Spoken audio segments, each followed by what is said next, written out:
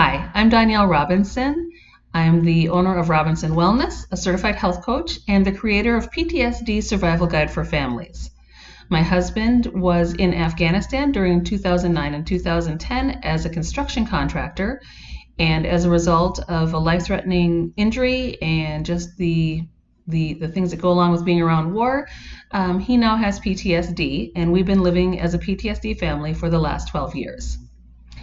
If you've seen any of my other videos, you know that I want to bring some community to this topic and also bring some information, education, things that can help families heal or at least have a much easier time as they go through this long journey of PTSD. Today I'm going to talk about flashbacks.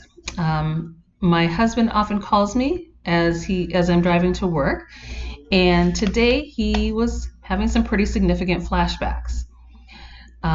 During the call, he said that he had been having daytime flashbacks for weeks already now. And my first thought was, well, yeah, I know. Because sometimes I know he's in PTSD even when he isn't fully aware that he's in PTSD. So flashbacks are very common, a very common part of PTSD. And basically what a flashback is a visual of the trauma. It's kind of like jumping back into that trauma that created the PTSD. Flashback almost makes it seem like it's just a really quick thing that happens in an instant and then the person is free from it again, but that isn't necessarily true. My husband may spend a day flashing back over and over and over again. He may get stuck in a period of time. This last time, I think we've probably been dealing with stuff for about 2 weeks, which seems like forever, especially for my husband who's stuck in those flashbacks. It is kind of like a nightmare and kind of like being awake, but it's really more like he is stuck between two places. So he interacts with us, he knows he's here, but he also, part of his brain is stuck back in Afghanistan. He's seeing the things that happened in Afghanistan, or he's hearing the things that happened in Afghanistan. Sometimes he'll smell things. And it's usually something that happens when he's triggered, but sometimes there doesn't have to be a very specific trigger that causes the flashbacks to start. Some of the things that I think isn't talked about a lot is that when people are deep in their PTSD episodes and when they're having flashbacks, they may not fully remember or may not remember at all the period of time when they're in the episode. So my husband can talk to me like he's right there and have a full conversation, and later he won't necessarily remember the conversation. He has at times forgotten as much as a week at a time. He's there, I think, and cognizant of what's going on, but it doesn't stick with him. Part of that is the brain protecting itself. The mind doesn't want to remember the yucky stuff, so it kind of dumps it and gets rid of it. Part of it is probably just overload. When the brain is working like that, it's very much fired up. It's in constant fight or flight, and that makes it harder to remember things too. The brain is more focused on what's going on in the instant rather than putting that to memory. And I'm not a brain scientist, so I'm not a neurologist, so I'm not going to get too deep into the topic, but just from practical experience with my husband, I know that to be the case, and doing some reading on disassociation and blackouts and things like that, and being parts of groups where people talk about the PTSD and having those blackouts, I know that that's a big part of PTSD episodes. Lost time. It might also be called lost time. Somebody might say they've lost time. The other thing with being in this space or being part of the flashbacks is that while they're in the visuals, they may be very hypervigilant. You might see their eyes kind of darting around because they're watching for things, because partially they're just nervous in whatever setting they're in, but also they may be kind of scanning that scene that they're flashing to.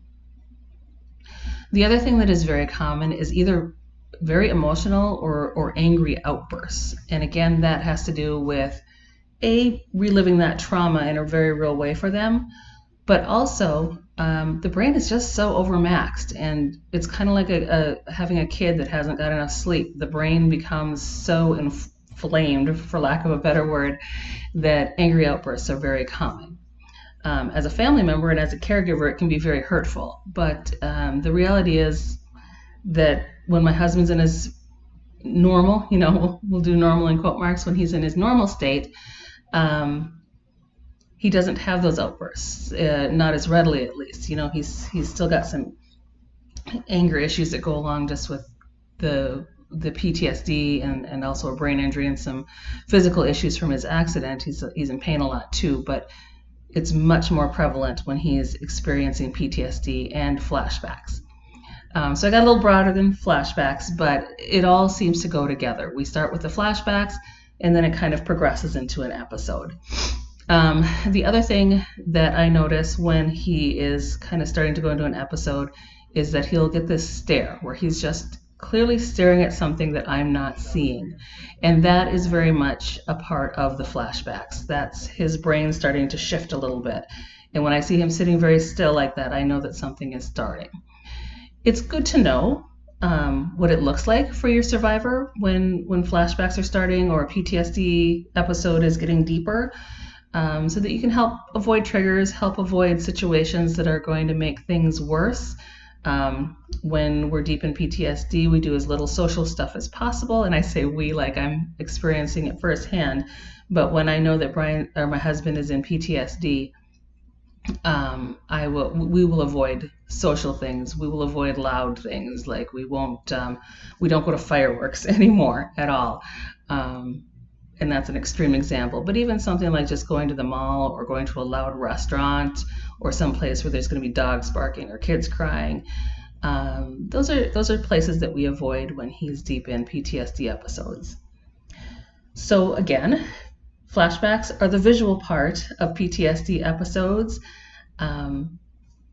People who are having them may or may not remember that they've been in them. They may lose some time. And really, it's better off if they have a quieter space where they're not being overstimulated because the brain is already being so overstimulated. So if you have any questions, feel free to contact me through Robinson Wellness. I'm at robinsonwellnessmn.com for my website. I'm on Facebook at TBI and PTSD, the Dastardly Duo. I also have a Facebook page that is specifically called PTSD Survival Guide for Families. And on my website, my email is available also. And of course, subscribe to the channel if you want to be reminded or notified when new videos come out.